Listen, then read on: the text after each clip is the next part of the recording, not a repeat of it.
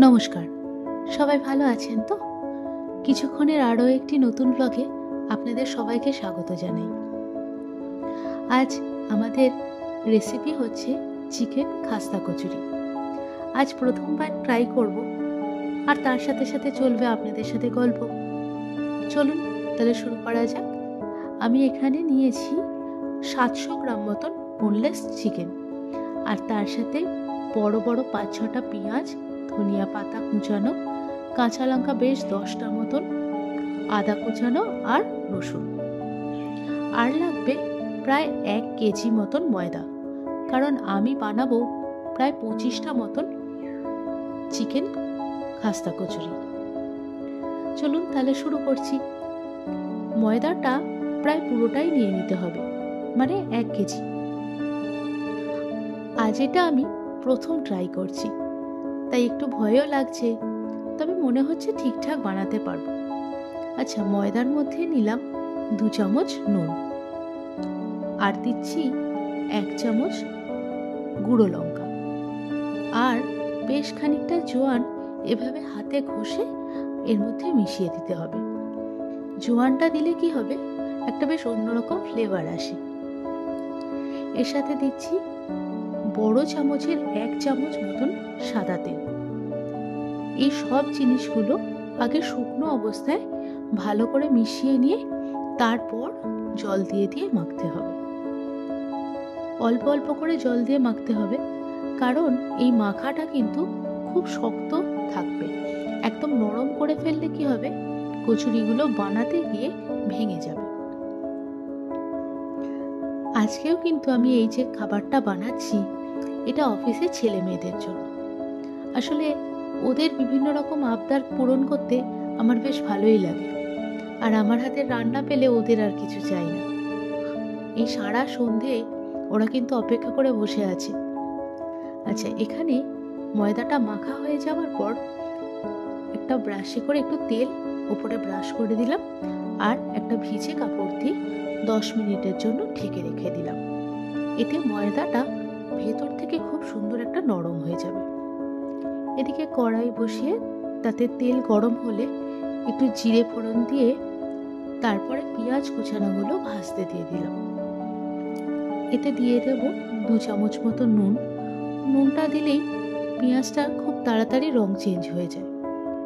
খানিকক্ষণ একটু নাড়াচাড়া করতে করতেই দেখবেন পেঁয়াজটার রং চেঞ্জ হয়ে যাবে। শীতটা কেমন যেন কমে গেল বলুন।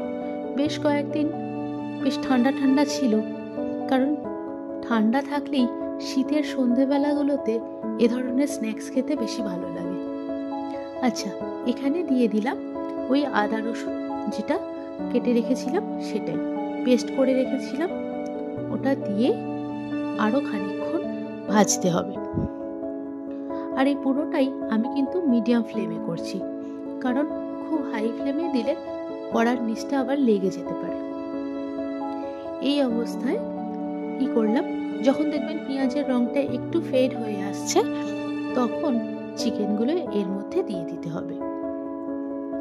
চিকেনটা কিন্তু খুব বড় করেও কাটা যাবে না, আবার একদম কিমাও করা যাবে না, কারণ কিমা করে দিলে তাতে না চিকেনের ফ্লেভারটা তো থাকে, কিন্তু টেস্টটা যেন ওরকম বোঝা যায় না। তাই এখানে একদম ছোট ছোট করে আমি কিউব করেছিলাম। আমি অবশ্য দোকান থেকে করিয়ে নিয়েছিলাম, আপনারা চাইলে বাড়িতেও করতে পারেন। আচ্ছা, এখানে আমি দিলাম 2 চামচ মতন গরম মশলা গুঁড়ো। আবার বেশ খানিকটা ভাজবো, আর এখনো কিন্তু গ্যাসের ফ্লেমটা মিডিয়ামই রেখে দেবো। যেটা তখন বলছিলাম, ঠান্ডাটা কমে গেলে এ ধরনের স্ন্যাক্স যেন খেতে অত মজা আসে না। আচ্ছা, এখানে আমি দিলাম প্রায় 3 চামচ মতন আমচুর পাউডার।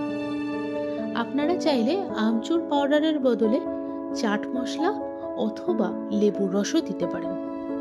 আমি লেবুর রসটা অ্যাভয়েড করলাম, কারণ তাহলে না জলটা সহজে কমতে যায় না। এরপর কুচিয়ে রাখা কাঁচা লঙ্কাগুলোও দিয়ে দিলাম, দিয়ে আরও খানিকক্ষণ নাড়াচাড়া করার পর সবশেষে দিলাম ধনিয়া পাতা। ধনিয়া পাতাটা অনেকটা আগে দিলে পাতার ফ্লেভারটা যেন নষ্ট হয়ে যায়, তাই একটু শেষের দিকে দিলে স্মেলটা বেশ ভালো মতন পাওয়া যায়।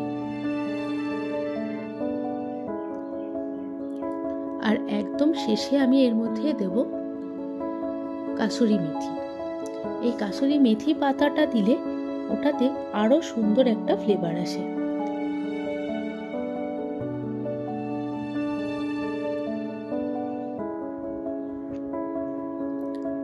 এই পুরটা বানানোটা প্রায় রেডি হয়েই এসেছে। চিকেনের পুরটা হয়ে যাবার পর তারপর আমরা কচুরিগুলো একে একে রেডি করা শুরু করব।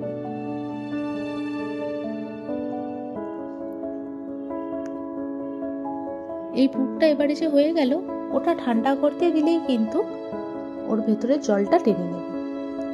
এদিকে ময়দাটাও বেশ নরম হয়ে গেছে, তাই জন্য এবারে এটাকে আরো খানিকটা ঠেসে নিয়ে, এভাবে ঠেসে ঠেসে নিলে কি হবে বলুন তো, আর একটু নরম হয়ে যাবে।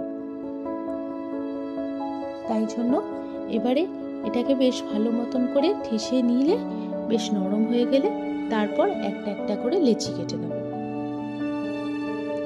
লেচিটার মাপ একটু বড় রাখবেন, যাতে কিনা পুরগুলো যখন ভরবো তখন একটু মোটা করে বেলতে পারি। এবার আমি এটার ভেতরে একটু তেল ব্রাশ করে নিয়ে আর একটা একটা করে বেলে আপনাদের দেখাবো কিভাবে এই কচুরিগুলো আমি বানাচ্ছি।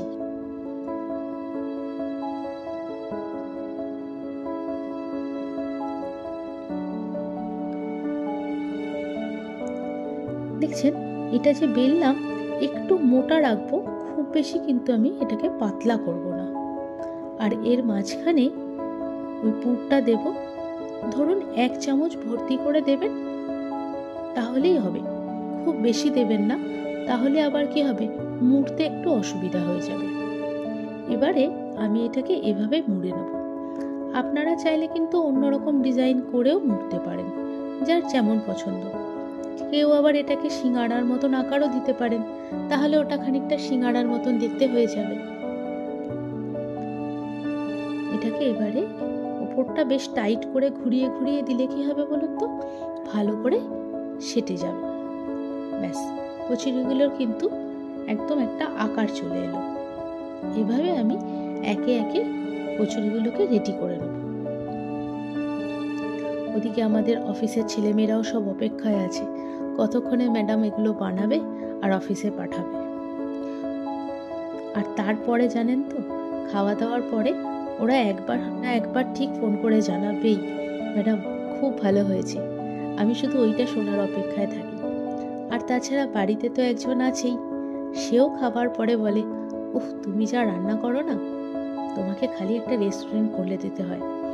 প্রত্যেক দিন আমি একটা করে ভিডিও করি আর খাবার বানাই, আর প্রত্যেক দিন ও আমাকে বলে তোমাকে একটা রেস্টুরেন্ট খুলে দেবো। দেখি কবে খুলে দেয়।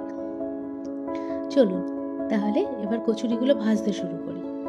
তেল বেশ গরম হয়ে গেছে। আচ্ছা, এখানেও কিন্তু একটু লো টু মিডিয়াম ফ্লেমেই কচুরিগুলো ভাজবেন, কারণ তাহলে ময়দাটা বেশ ভালো মতন করে ভাজা হবে।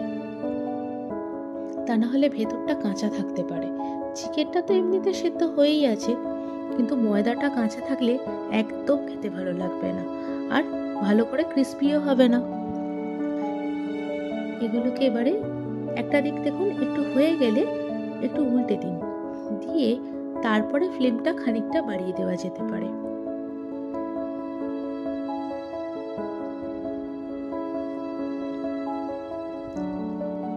এদিকটাও বেশ হয়ে গেল। আমি কি করলাম, এটাকে আরো একবার করে উল্টে ভেজে নিলাম, কারণ যে দিকটা মুড়ে রেখেছিলাম না, ওই দিকটার ময়দাটা বেশ মোটা করে রয়েছে, তাই ওই দিকটাকে মনে হলো আরো একবার ভালো করে ভেজে নিলে তাহলে বোধহয় কাঁচা ভাবটা একদম থাকবে না। ব্যাস, এবারে কচুরিগুলো একদম রেডি হয়ে গেছে, একে একে তুলে নিচ্ছি। এই কচুরি তোলার এই যে যন্ত্রটা না, এটা কিন্তু কিচেনে ভীষণ হেল্পফুল। আমি এটাকে অ্যামাজন থেকে কিনেছিলাম। আপনারা চাইলে আপনারাও কিন্তু সার্চ করে অ্যামাজন থেকে কিনতে পারেন। এ ধরনের ভাজাভুজি করার ক্ষেত্রে এটা খুবই উপকারী। শীতের সন্ধেতে এরকম গরম গরম কচুরি যদি হয় আর তার সাথে 1 কাপ কফি বা চা, তাহলে কিন্তু একদম জমে যায় বলুন। চলুন, কচুরি রেডি। আজকের ভিডিও একেবারে শেষ পর্যায়ে। আপনাদের ভিডিওটা দেখে যদি ভালো লাগে তাহলে অবশ্যই আমাকে একবার লাইক করে জানাবেন আর কমেন্ট করে জানাবেন।